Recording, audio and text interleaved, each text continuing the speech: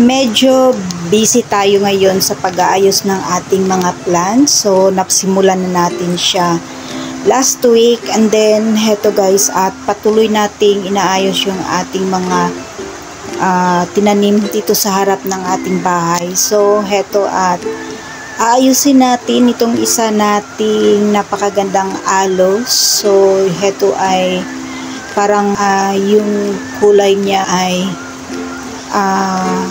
blue. Heto ata yung elf, blue elf.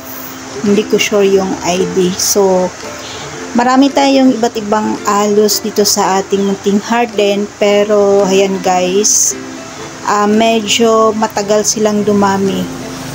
Kasi, ako kasi pag tanim ako ng mga aling munting garden, minsan, ang ginagawa ko ay kinakat ko yung ating mga plant, and then yung head cut, yung nasa tuktok lang yung iniiwan ko, and then yung puno niya ay tinatapon ko po. So yan, at medyo matagal silang dumami dito sa ating munting garden.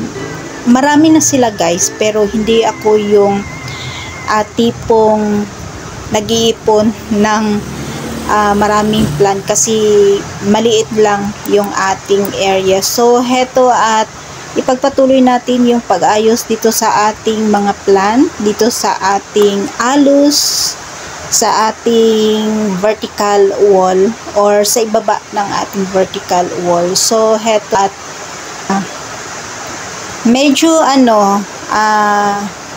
slow growing yung ating plant, pero ayan guys, sobrang ganda naman po ng ating blue elf. At ito siya hindi ko sure talaga yung ID, nakalimutan ko yung ID talaga nito, pero kapamilya siya.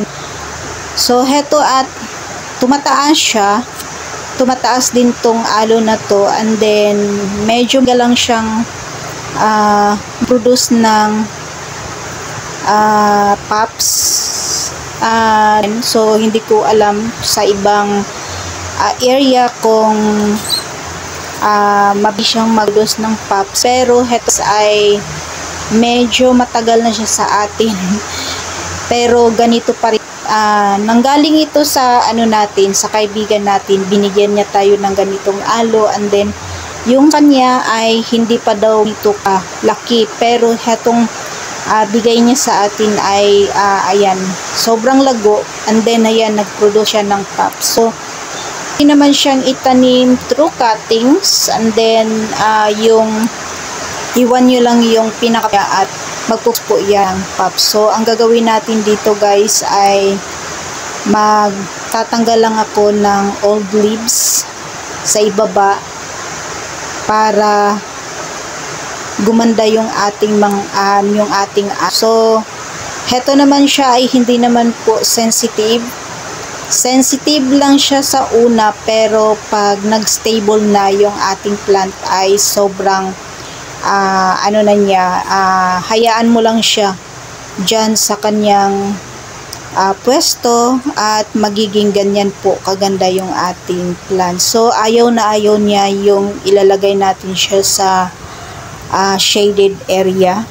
Gusto nila ng full sun, and then wag natin silang diligan lagi para ma-achieve natin yung kagandahan ng ating mga alo. So napakaganda nito kasi bihira lang siya dito sa aming area, and then hindi ko sure kung sa ibang area marami yung ganitong klaseng alo. So first time ko ding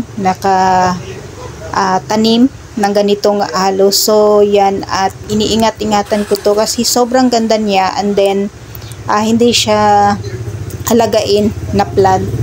So basta nyo lang siya guys, ilagay nyo lang siya sa pwesto na merong direct sunlight, and then pwede naman siya sa rain or shine kasi ito naka rain or shine naman po.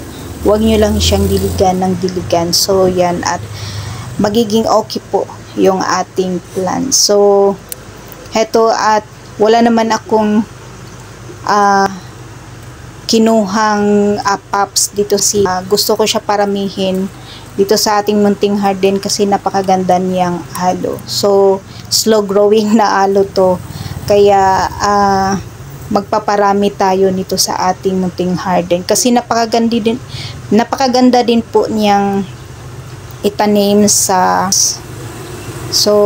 yan. At yung ating cactus ay ayan, inaayos din natin kasi sobrang dami na po ng pops ng ating mga cactus. So before ay natanggalan ko na siya ng pops and then itinan ko na doon sa ating likuran. So yan. At yung aloe natin ay mga ilang variety na ba. Meron tayong hybrid, and then meron tayong blue elf ata to guys, and then meron tayo ng isa. So hindi ko sure yung ID ng ating mga aloes, pero sobrang ganda pag naka sila guys. So ganyan, naka landscape. Pag nakalagay siya sa isang landscape ay napakaganda po ng ating aloes. And then mas maganda ito pag na-stress. Nito na na-stress, ang kulay niya, yung tips ng ating aloe ay nagre-red. Before kasi na ilagay to sa isang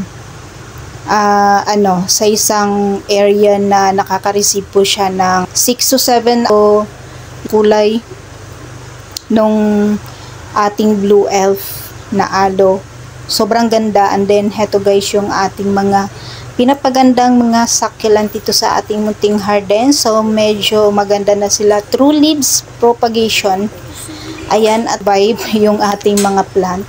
Sobrang hirap nito nung itinanim natin sila doon sa mga, and then heto at naisting itanim nga di ating front yard. So yan. At okay naman po yung ating mga plant kahit araw-araw silang inulan dito kasi dito sa amin tag-ulan. So 2 months na pong tag-ulan dito sa aming area. So yan. At lagi pong basa yung soil ng ating plant, pero meron naman pong araw. So sa hapon at gabi ay maulan po dito sa ating location. So yan guys, ipagpatuloy natin yung pag-aayos dito sa ating mga plant dito sa ating front yard. So yan po ang update sa ating mga plant dito sa ating munting garden. And that's for today guys. Maraming salamat po sa inyong panunood dito sa ating YouTube channel. Thanks for watching and God bless.